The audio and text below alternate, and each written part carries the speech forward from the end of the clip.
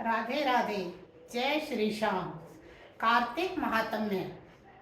सब प्रकार के विघ्नों का नाश करने वाले गणेश जी, सारी सृष्टि का पालन करने वाले भगवान विष्णु जी, ज्ञान की दाता सरस्वती जी, सब पुराणों के कर्ता श्री व्यास जी तथा सभी ज्ञानी जनों के चरण कमलों में नमस्कार करती हूँ।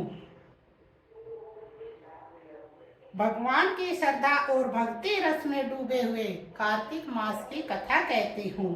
सभी पापों से मुक्ति दिलाकर इस लोक में सर्व सुख, धन, वैभव, रिद्धि सिद्धि और अंत में मोक्ष प्रदायक यह पावन कथा है। प्रथम अध्याय। एक समय धर्म के गूढ़ रहस्यों, ज्ञान विज्ञान और शास्त्रों में वर्णित कथाओं पर गहन चर्चा करने हेतु 88,000 ऋषि मुनियों ने नैमिषारण्य तीर्थ में एकत्रित हुए। उनके मध्य महर्षि वेद व्यास के सुयोग्य शिष्य सूत जी महाराज ऐसे सुशोभित हो रहे थे जैसे आकाश में तारों के मध्य में चंद्रमा। धर्म के सभी गूढ़ रहस्यों, 4 वेदों, 6 शास्त्रों और 18 पुराणों के ज्ञाता श्री सूत जी से शौनक आदि 88,000 ऋषि मुनियों ने कहा, हे मुनि श्रेष्ठ सूत जी, आप कृपा करके हमें कोई ऐसा सरल उपाय बताइए जिससे हमारी हर महाघोर कलियुग में हर प्रकार से रक्षा हो सके। समस्त ऋषि मुनियों के मुख से ये बात सुनकर श्री सूत जी बोले, तुम्हारी श्रद्धा तथा प्रभु भक्ति देखकर मेरा हृदय बहुत प्रसन्न है। इसी से आज मैं तुम्हें कार्तिक महात्म्य की पावन कथा सुनाता हूँ। इसके सुनने से इस कली काल में मनुष्य के समस्त पाप नष्ट हो जाते हैं और मनुष्य वैकुंठवास को पाता है। सो आप सावधान होकर सुनिए। एक समय सभी जीवों का भला चाहने वाले ब्रह्मा जी के पुत्र श्री नारद जी ने ब्रह्मलोक में पहुंचकर जगत रचयिता श्री ब्रह्मा जी को नमस्कार करके विनीत भाव से पूछने लगे कि हे जगत पिता, कृपा करके आप कोई ऐसा धर्मोपदेश सुनाने की कृपा करें जो इस कली काल में सब पापों को नष्ट करके मोक्ष देने वाला हो।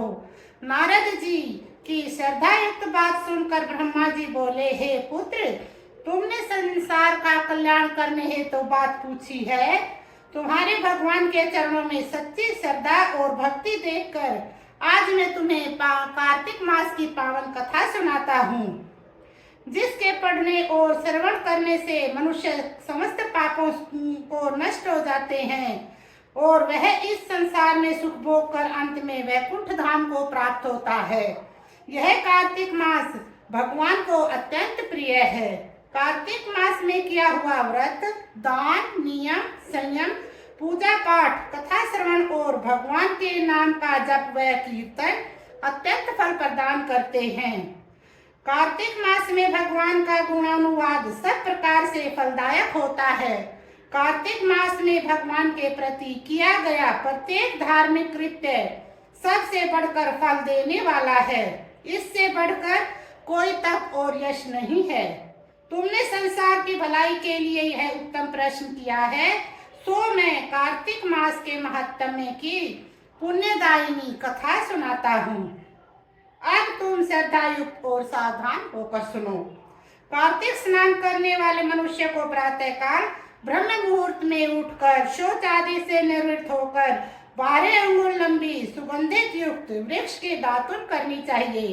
परंतु याद रहे कि श्राद्ध, सूर्य अथवा चंद्र ग्रहण और एकम अमावस्या, छठ, नवमी, एकादशी और रविवार को दातुन नहीं करनी चाहिए।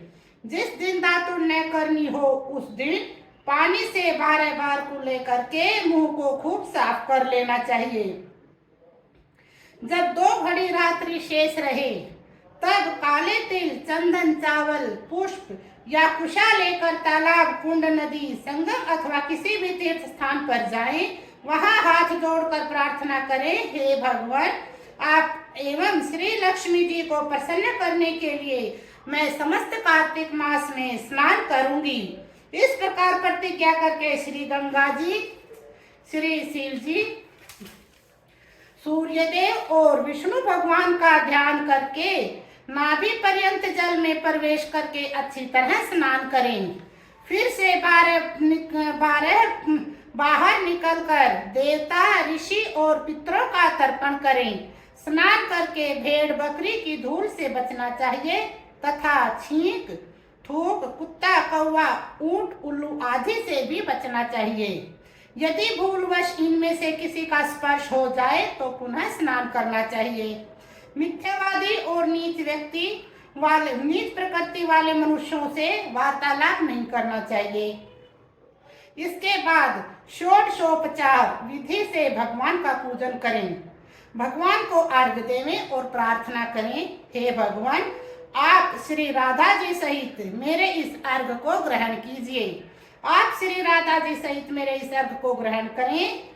इस प्रकार प्रार्थना करके आह्वान, पाद्य, अर्घ्य, आचमन, स्नान, वस्त्र, चंदन, अक्षत, पुष्प, धूप, दीप, नैवेद्य, तांबूल, पूंजी फल, दक्षिणा, नमस्कार के यह 16 चीजें मूर्ति को अर्पण करते हुए तुलसी की मंजरी से भगवान की षोडशोपचार पूजा आराधना करनी चाहिए। प्रथम अध्याय समाप्त।